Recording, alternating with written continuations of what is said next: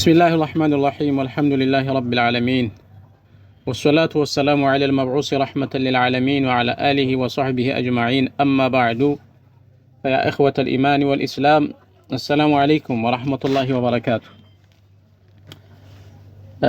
كتكتاتي تمرتاتشن أصحاب الفروض مع ذكر شروطهم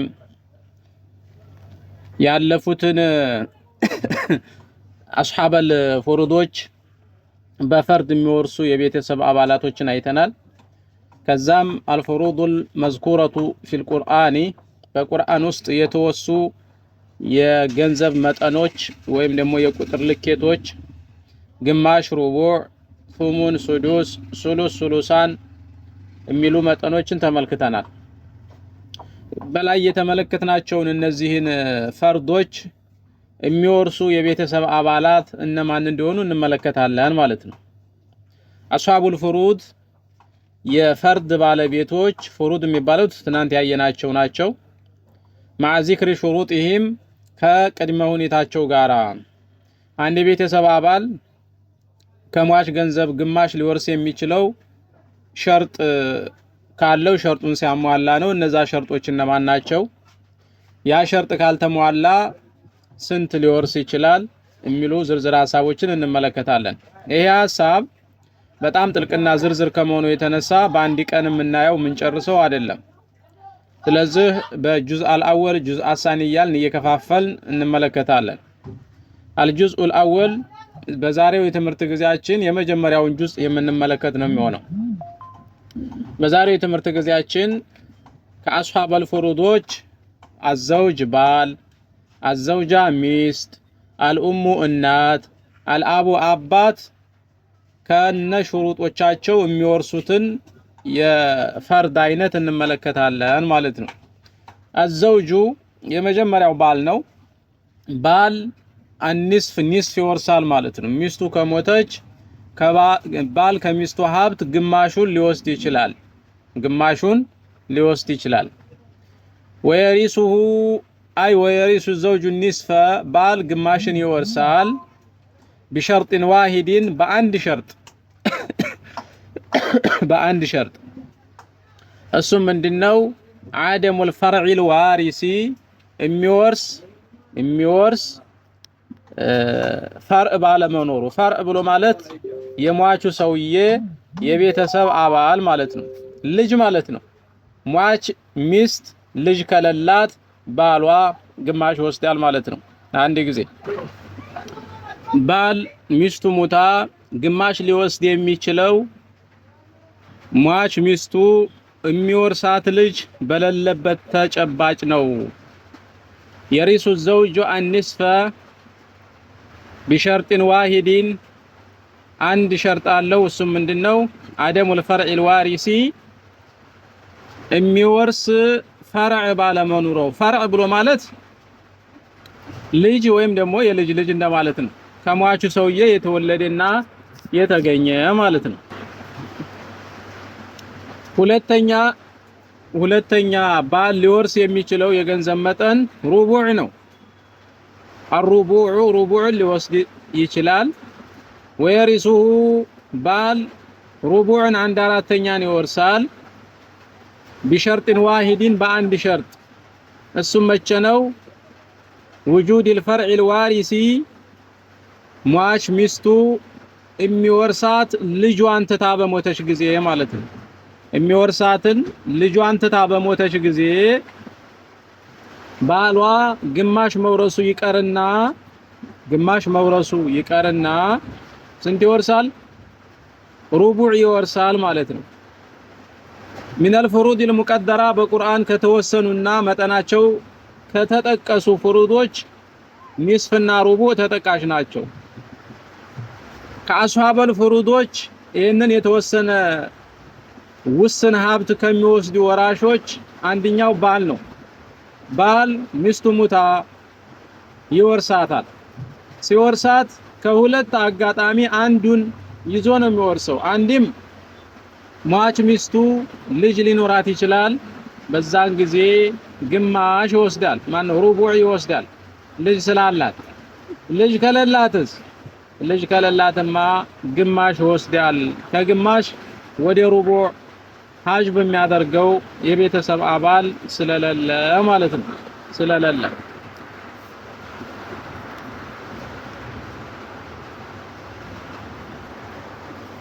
ሌላው ዘውጃ ሚስት ስትሆን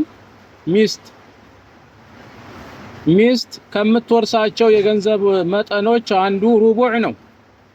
ወተሪሱሁ ሩቡዕን ትወርሳለች ሚስት بشرط واحد በአንድ ሸርጥና በአንድ ቅድመ ሁኔታ እሱም ምንድነው? አደሙል ፈርዕል ዋሪፊ ባሏን ሊወርስ የሚችል ልጅ ከሌለው ማለት ነው። ፈርዕ ከሌለው ሩቡዕ ትወርሳለች ማለት ነው ሚስት። አማ ኢዛ ካነ ለሁ ፈርዑን ዋሪስ ባልን ሊወርስ የሚችል ልጅ ካለውስ አثሙኑ ሱሙን ትወርሳለች። ሱሙን ትወስዳለች ከባለ ሀብት 1/8ኛውን ማለት ነው። ወተሪፉሁ ሱሙንን ትወርሳለች ሚስት بشرط واحد በአንድ ቅድመ ሁኔታ እሱም ምንድነው? وجود الفرع الوارث ሊወርስ የሚችል ልጅ ካለው ማለት ነው። ሊወርስ የሚችል ልጅ ካለው ሩቡዕ መውሰዱ አቀርቶ ከሩቡዕ ያነሰ የቀጠነ 1/8ኛን እንድትወስድ ይደረጋል ማለት ነው። ሚስት ሩቡዕም ትውሰድ ሱሙን ከባሏ ገንዘብ አንድ ከሆነች ሩቡዑን ወይም ሱሙኑን የምትወስድ ሲሆን ከአንድ በላይ ሁለትም ሶስትም አራትም ከሆኑስ ሩቡዑን ወይም ሱሙኑን ይካፈላሉ ማለት ነው። ይካፈላሉ እንጂ በቁጥራቸው ልክ ሩቡዕና ሱሙን ለነሱ አይሰጣቸውም። ስለዚህ ባልና ሚስት ባል ሚስቱን ሚስት ባሏን ሊወርሱ የሚችሉበትን ሁሉንም አይነት ሁኔታ ተመለከተን ማለት ነው። ባል ግማሽ ሊወስድ ይችላል የሚስቱን ሀብት ልጅ ከሌላት። ልጅ ካላትስ ሩቡዕ ይወርሳል ነው። ሚስት ሩቡዕ ትወርሳለች ልጅ ከሌለ። ልጅ ካለስ ሱሙን ትወርሳለች ነው። ሚስት አንድም ልትሆን ትችላለች። ከአንድ በላይም እስከ 4 ድረስ ሊሆኑ ይችላሉ ማለት ነው። ሊሆኑ ይችላሉ። ግልጽ ነው አይደለም? ግልጽ ነው።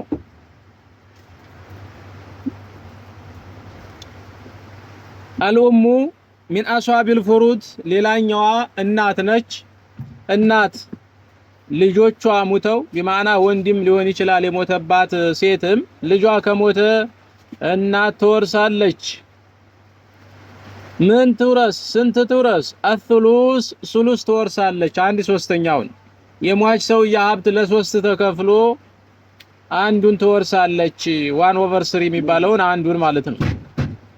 ወተሪፉሁ 1/3ኛውን ትወርሳለች بثلاثه شروط በ3 ሸርጥ በ3 ቅድመ ሁኔታ። ከ3 ቅድመ ሁኔታዎቹ አንዱ ከጎደለ ሱሉስ አትወስድም ማለት ነው። 3ቱም ቅድመ ሁኔታዎች ከተሟሉሳ ሱሉስን ትወስዳለች ማለት ነው። ቅድመ ሁኔታዎቹን እንመልከት። የመጀመሪያው አደሙል ፈርዕል ዋሪፊ የሞተው ልጇ ሊወርሰው የሚችል ልጅ ባለመኖሩ ሸርጥ ነው። ልጅ መኖር የለበትም። እናት ከልጆቿ 1/3ኛውን ለመውረስ የሞተው ልጇ ልጅ መኖር የለበትም። ልጅ ካለውማ ሱሉስ አትወስድም። እና ስንት ትውሰድ? እንጠብቅ፣ በቦታው እናወራለን። ሁለተኛው ቅድመ ሁኔታ አደም الجمع من الاخوه ሟቹ ሰውዬ ከአንድ በላይ የሆኑ ወንድሞች መኖር የለበትም። ሟቹ ልጇ ከሱ ውጭ ከአንድ በላይ የሆኑ ወንድሞች ካሉት እናት ሱሉስ አትወስድም። እና ስንት ትውሰድ? በጊዜው በቦታው እናያለን። ሶስተኛው አላ ተኩነል መስአላው መሆን የለበትም ኢህደል ገራወይኒ ከሁለት ገራወይን ውጭ መሆን አለበት ማለት ነው። መስአላው መሆን የለበትም ከሁለት ገራወይን መስአላ አንዱ መሆን የለበትም። በኢልመል ፈራኢድ ውስጥ ገራወይን የሚባሉ ሁለት መስአላዎች አሉ። በሌላ አገላለጽ ዑመረይኒ ተብለውም ይታወቃሉ። ገራወይን ዑመረይን ይባላሉ። እነዚህ ምሳሌዎች እነዚህ ምሳሌዎች ወይም መስአላዎች ባልና እናት አባት ትታ አንድ ሴት ብትሞት ረኪዙ ማዒ ባረከላሁ ፊኩም ገራዊን የሚባለው አንድ ሴት ባሏን አባቷን እናቷን ትታ ብትሞት ይህ ውርስ ኢህደል ገራዊን ይባላል። ከሁለት መስአላ ገራዊን ከሚባሉ መስአላዎች አንዱ ነው። ወከዛሊከ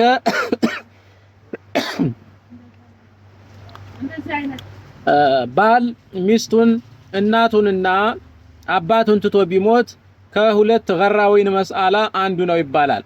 በእነዚህ ሁለት መስአላዎች እናት ስንት ትውረስ? እሱን ወደፊት እንመለከታለን። ብቻ ሱሉስ አትወስድም ነው እያየን ያለነው። እናት ሱሉስ 1/3 ከሟች ሀብት ለመውረስ 3 ቅድመ ሁኔታ አለው የሚለውን ሲሆን የመጀመሪያው አደሙል ፈርዒል ዋሪሲ የሞተው ሰውዬ የሚወርስ ቤተሰብ ልጅ ማለት ነው መኖር የለበትም። ሁለተኛው ሟቹ ሰውዬ ከአንድ በላይ ወንድሞች ሊኖሩት አይገባም። ሶስተኛ ገራወይን ከሚባሉ መስአላዎች ውጭ መሆን መቻል አለበት። እናት ወራሹና የመጣችበት መስአላ ነው።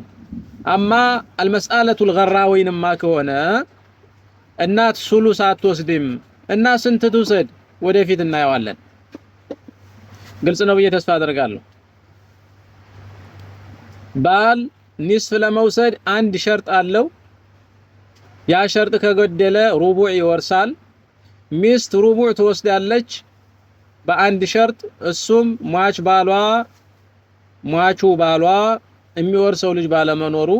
የሚወርሰው ልጅ ካለሳ ሩቡዕ መውሰዷ ቀርቶ ስሙን ትወስዳለች። እንዲሁም እናት ነች። እናት ሱሉስ ትወርሳለች። 3 ቅድመ ሁኔታዎችን አሟልታ ስትመጣ፣ አንደኛው ቅድመ ሁኔታ የሚወርስ ቤተሰብ መኖር የለበትም፣ ልጅ መኖር የለበትም ማለት ነው ለሟቹ ከሷ ውጭ። ሁለተኛው አደሙል ጀምዕ ሚነል ኢኽዋ ሟቹ ሰውዬ ከአንድ በላይ ወንድሞች ላይኖሩት ነው። እንዲሁም እናት ወራሹና የመጣችበት መስአላ ገራዊን ከሚባለው መስአላ ውጭ መሆን መቻል አለበት ነው። እናት ሱሉስ ብቻ ሳይሆን ሱዱስም 1/6 ከሟቹ ሰውዬ ሀብት የምትወስድበት ተጨባጭ አለ። ወተሪሱሁ ቢሸርጥን ዋሂድ በአንድ ሸርጥ ብቻ በአንድ ቅድመ ሁኔታ ሱዱስን ትወስዳለች። እሱም አደሙል ፈርዒል ዋሪስ ሟቹ ልጇ ወንድም ሊሆን ይችላል ሴት የሚወርሰው ልጅ ከሌለው ማለት ነው። ልጅ ከሌለው አውል ጀምዕ ሚነል ኢኽወቲ ወይም ደግሞ ከወንድሞች ከአንድ በላይ ከሌሉ ማለት ነው። ከአንድ በላይ የሆኑ ወንድሞች ከሌሉት ሱዱስ ልትወስድ ትችላለች ነው። ኢዘን እናት ሱሉስም ትወርሳለች፣ ሱዱስም ትወርሳለች። አብረዋት ከሚመጡ የቤተሰብ አሰላለፍ ጋራ እንደ ሁኔታው ይለያያል። የመጨረሻው ሱሉሱል ባቂ በሚል የምትወርሰው የውርስ አይነት አለ። ሱሉሱል ባቂ ማለት ቅድም ባየናቸው መስአላዎች ውስጥ ገራወይን በሚባሉ ሁለት መስአላዎች ላይ ሱሉሱል ባቂን ትወስዳለች። ሱሉስና ሱሉሱል ባቂ ይለያያል። ወለሃ ለመስአለተል ገራወይን ሱረታኒ ሁለት ቅርጽ አላቸው ወይም ደግሞ ሁለት አይነት ናቸው ማለት ነው። አንደኛው የመስአለተል ገራወይን ምሳሌ ዘውጁን ባል ሞተ፣ ማነው ባል ይወርሳል፣ ሚስቱ ሙታ፣ ኡሙን እናት አለች፣ አቡን አባት አለ። 3 ሰው ናቸው። በዚህ መስአላ ላይ እናት ስንት ነው የምትወርሰው ካላችሁ ሱሉሱል ባቂ ነው። ለምሳሌ መስአላውን ለ12 አድርጉትና የሟችን ሀብት ለ12 አካፍላችሁት ከ12 ዘውጅ ስንት ነው የሚወርሰው? ልጅ የለም። እዚህ መስአላ ላይ ልጅ ከሌለ ባል ግማሽ ነው የሚበላው ብለናል። ስለዚህ የ12 ግማሽ 6 ይወስዳል ማለት ነው። 6 ይወስዳል። ኡሙን እናት አለች። እናት ስንት ትውሰድ? ሱሉሱል ባቂ የቀረውን ሀብት 1/3ኛውን 6 ነው የቀረው። 6 ለ3 አካፍሉ። 6 ለ2 ለ3 ሲካፈል 2 አይደል የሚሆነው? 2ን ትወስዳለች ማለት ነው። ባል ግማሽ ብሎ 3 ወስዷል። እናት ሱሉሱል ባቂ ተብሎ 2 ወሰደች። ስንት ሆነ? 6 እና 2 9 ማለት ነው። ከ12 ስንት ቀረ? 3 አልቀረም። እሱን አባት ይወርሳል። አባት በአሷቢነት በጠቅላይነት በአስሐበል ፈርድነት ሳይሆን ይወርሳል ማለት ነው። ይህ መስአላ መስአለቱል ገራወይን ተብሎ ይጠራል። መስአለቱል ገራወይን ወይም ዑመረይን የተባለው ከምን አንፃር ነው? ከተለመደው የውርስ ስርዓትና ህግ ወጣ ያለ አሰራር ስላለበት ነው። በተለመደው ህግ መሰረት ከሆነ እናት ልትወስድ የምትችለው አሱሉሱል ባቂ ሳይሆን ሱሉስ ነበር መውሰድ ያለባት። ግን ከባል የበለጠ መውሰድ የለባትም ማነው ከአባት የበለጠ መውሰድ የለባትም ተብሎ ሱሉሱል ባቂ እንድትወስድ የተደረገ እንጂ ማለት ነው። ሱሉስ ብትወስድ ኑሮ እንዴት ይሆን ነበረ?